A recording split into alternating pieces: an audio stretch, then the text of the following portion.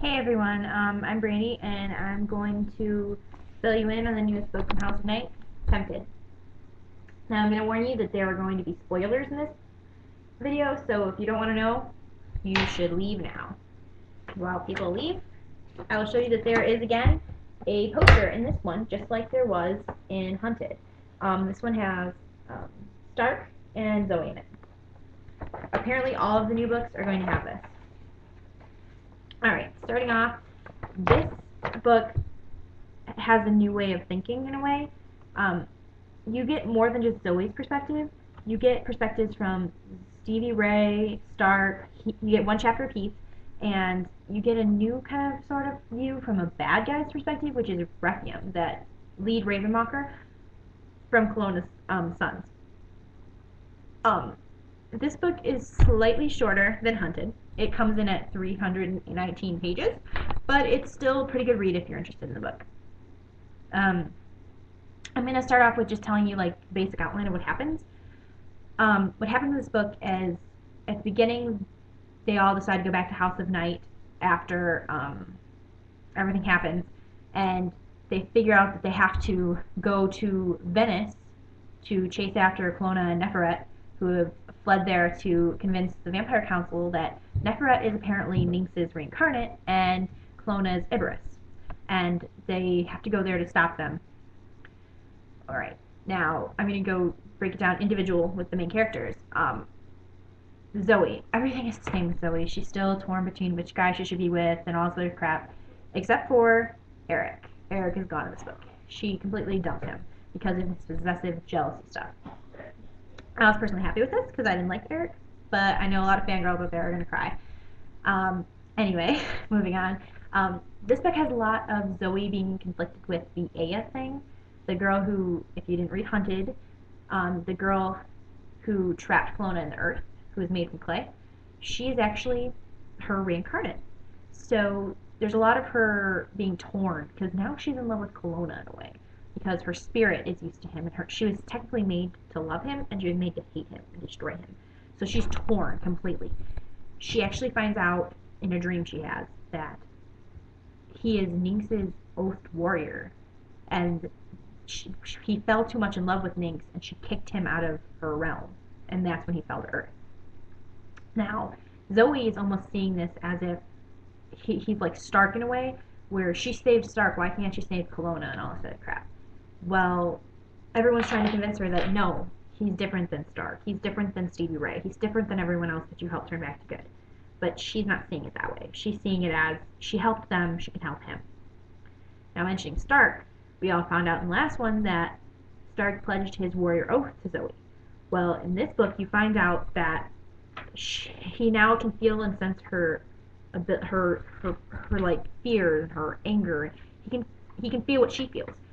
She actually has a dream about Kelowna, and he wakes up in the middle of the night and runs to her because he can tell that she's upset.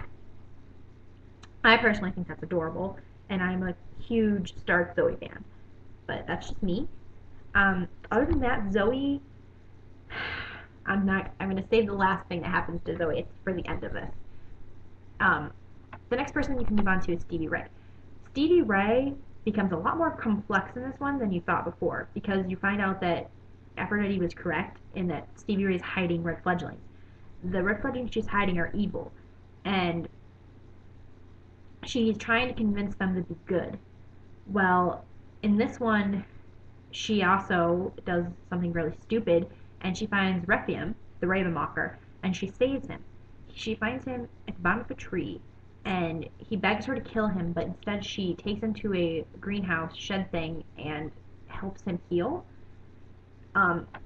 Then, to make the plot even more confusing with Stevie Ray and Rephium, is the red fledglings try to kill her by using him as bait, and instead of letting her die, he saves her and then lets him feed off of her, or her feed off of him, which breaks her imprint with Aphrodite. Then she saves him and is going to help him apparently. I have no idea what PC is trying to do with this.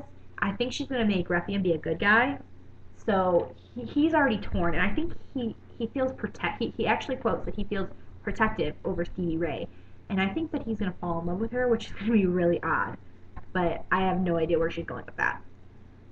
Moving on to Nefret and Kelowna. Yeah, basically they're just trying to take over the world still. There's no real big update with them. Stark, he's the same. He's in love with Zoe and all that stuff. Eric isn't really in this book. Damien, Jack, the twins, they're all the same. The only one that's really changed is Aphrodite, but it's not even her that changed. Darius asks Zoe to let him pledge an oath of warrior oath. And Zoe freaks out. She's like, I already have a warrior. I don't need another one. And he's like, no, not to you.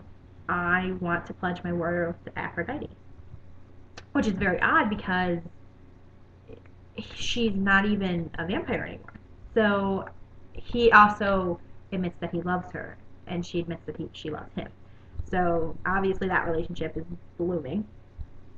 Now for the end. The end of the book, I quite literally threw my book across the room and didn't pick it up for an hour because Heath dies at the end of the book. Yes, I know, you can cry now.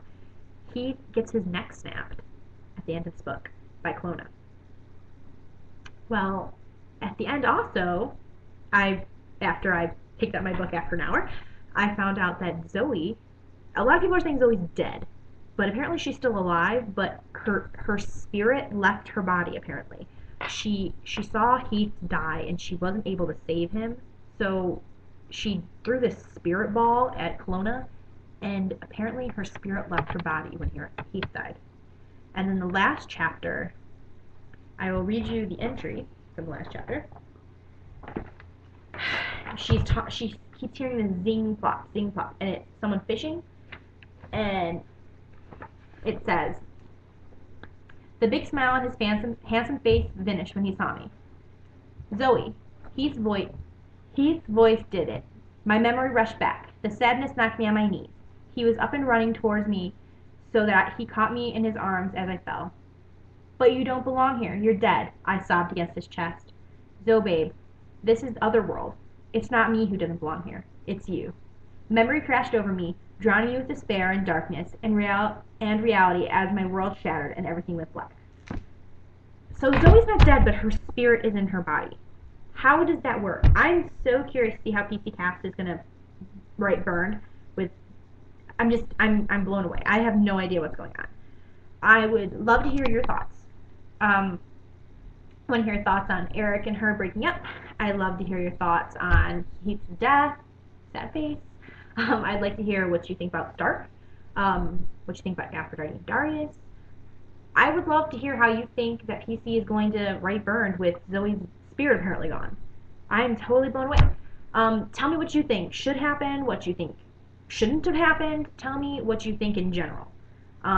Also, Requiem and Stevie Ray. I want to know what you think about that. Let me know. Leave comments, rate, and have a nice day.